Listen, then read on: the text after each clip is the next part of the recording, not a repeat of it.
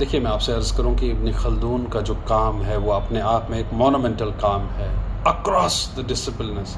اور تب تو یہ باؤنڈریز نہیں ہوا کرتی ہیں، اب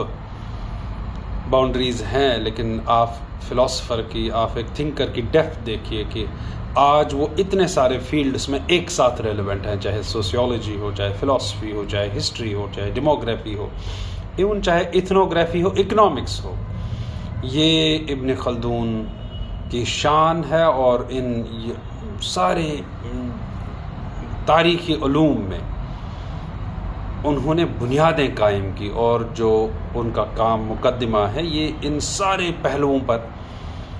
بات کرتا ہے اور ایک مدلل بحث کرتا ہے۔ اگر ہم ابن خلدون نے یہ کیسے سب لکھا اور اکراس دا فیلڈز کیسے بات کی، تو اس کا ذمہ دار ان کا ایکٹیو پولیٹیکل لائف میں ہو رہا ہے، کیونکہ ابن خلدون کوئی آرڈینری شخصیت نہیں تھی، وہ ایک ایکسٹرا آرڈینری پرسن تھے۔ اور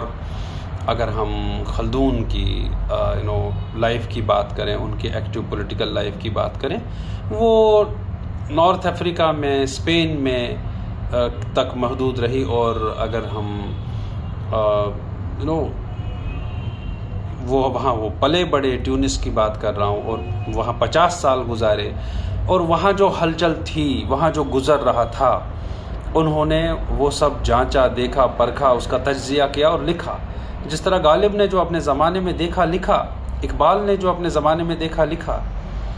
اور کارل مارکس نے جب وہ تھے تب جو ہو رہا تھا وہ لکھا۔ آگسٹ کونٹ کی اگر بات کریں، انہوں نے بھی وہی ہلچلیں دیکھی، اور وہ انٹیگریشن، ڈس انٹیگریشن اور وہ سارے لمحات جو دیکھے وہ ظاہر کیے، اور کس طریقے سے ان کو ضرورت پڑی ایک ڈسپلن بنانے کی، جس کا نام بعد میں انہوں نے پہلے سوشل فزکس، بعد میں سوسیولوجی رکھا۔ تو غرض کہنے کا مقصد یہ ہے کہ شاعر ہو یا فلاسفر ہو، وہ وہی لکھتا ہے جو اسے وقت لکھواتا ہے دوستو۔ ٹھیک مثال ابن خلدون کی یہی ہے۔ مقدمہ ایسے ہی نہیں ہے آج ہمارے بیچ میں، اور آج بھی جو ریلیونٹ کتاب ہے مقدمہ ابن خلدون کا زندگی بھر کا تجربہ ہے، اور جو ان کے سامنے گزرا، جو ان کے ساتھ حالات گزرے، ابن خلدون نے وہ سب قلم بند کیا اور اس کا نام پڑا مقدمہ۔ اور انہوں نے دیکھا کہ مطلب مصر جانے سے پہلے، آخری ایام میں تو مصر میں چلے گئے، ان کی زندگی میں جو وہ جسے کہیں گے نا افراتفری اور ویرانی کا تماشا جو اندر باہر ہو رہا تھا، چاہے ٹیونس میں، چاہے نارتھ افریقہ میں، وہ سب انہوں نے دیکھا، اور اس کے ساتھ انہوں نے مسلسل ان کی جد و جہد رہی۔ اور جو بربر قبائل تھا جہاں پہ ان کو کام کرنے کا موقع ملا، اور وہ وائلنٹ تھے، اور شمال میں اسپیشلی نارتھ افریقہ میں اسپیشلی بڑھتی ہوئی عیسائی طاقتوں کے نتیجے میں بار بار سیاسی اختلافات اور ڈس انٹیگریشنز جو پیدا ہوئیں، ابن خلدون نے وہ قلم بند کی۔ حکمران خاندانوں کی قسمت میں ہلچل اور تبدیلیاں، وہی جسے ہم کہتے ہیں کہ عروج و زوال آف ڈائناسٹیز اینڈ اسٹیٹس، وہ ان کے سامنے گزرا، اور یہ ان کی سیاست کے مستقل اور مستحکم بعد میں باب رہے اور سبجیکٹس رہے لکھنے کے۔ انہوں نے دیکھا کہ کس طریقے سے اس خطے کی ثقافت اور مستحکم سیاسی اداروں اور روایت کے قیام کو روکا گیا، اور کس طریقے سے بریچز آئی اور وقت بدلے اور ڈس انٹیگریشن وجود میں آئی۔ اور اگرچہ دیگر حصوں میں مسلم تہذیب اور زوال کے مراحل میں تھی، لیکن شمالی افریقہ میں اس کا وجود تقریباً تب ختم ہو چکا تھا۔ اور اس لیے ابن خلدون جب آخر میں ایجپٹ جاتے ہیں 50 سال نارتھ افریقہ میں گزارنے کے بعد، تو وہ وہاں پہ وہ ان سارے انسٹیٹیوشنز کا اور اس مسلم سویلائزیشن کا تجزیہ کرتے ہیں، اور وہ سارا پروسیس آف ڈکلائن اور وہ قلم بند کرتے ہیں، اسپیشلی جیسے میں نے کہا نارتھ افریقہ میں، جہاں وہ کہتے ہیں کہ یہ سب کچھ آلموسٹ ختم ہو چکا تھا۔ تو غرض یہاں کہنے کا مقصد یہ ہے کہ دیکھیے things don't come from vacuum, ایسا نہیں ہے کہ آسمان سے چیزیں آتی ہیں۔ بہت ساری چیزیں شاعر لوگ اور فلاسفر لوگ اور رائٹر لوگ، تھنکر لوگ پہلے وہی سوچتے ہیں، پہلے وہی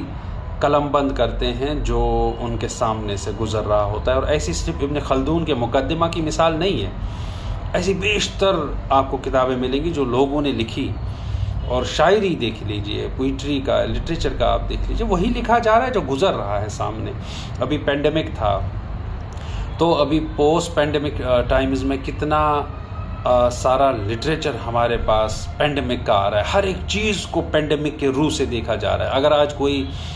تھیسس کا مان لیجیے جو پینڈیمک سے پہلے شروع کیا ہوا ریسرچ تھا، جس کا پینڈیمک سے کوئی لینا دینا نہیں تھا، اس میں بھی آج ایکسپرٹ یہ پوچھتا ہے کہ how would you relate it to the pandemic times and how would you relate it to the post pandemic times. اور ایک پینڈیمک اپنے آپ میں ایک پرسپیکٹیو بن گیا. تو زمانہ جو ہے یہ ایک بہت ہی وسیع ریلیونس رکھتا ہے، اور زمانے کو ہم دوستوں کسی بھی طریقے سے اگنور نہیں کر سکتے. ٹھیک اسی طرح ابن خلدون نے بھی اپنے زمانے کو اگنور نہیں کیا. وہ آج ریلیونٹ ہیں، یہ ان کی فلاسفی کی ڈینسٹی اور لیول ہے، لیکن وہ تب کتنے ریلیونٹ رہے ہوں گے جب انہوں نے وہ ان چیزوں پہ تجزیہ کیا، جب انہوں نے اصحابیہ کہا، جب انہوں نے علم العمران کہا. اور تب کیونکہ وہ ڈسنٹیگریشن دیکھ رہے تھے، وہ اصحابیہ کی نیڈ فیل کر رہے تھے، وہ زوال دیکھ رہے تھے چیزوں کا، اس لیے وہ کانسیپٹس انہوں نے تب کوائن کیا اور ان کانسیپٹس کی آبیاری کی، ان کانسیپٹس کو نرش کیا، ان کی ایکسپلینیشن دی اپنی 512 صفحات پر مشتمل مقدمہ میں. بہت بہت شکریہ.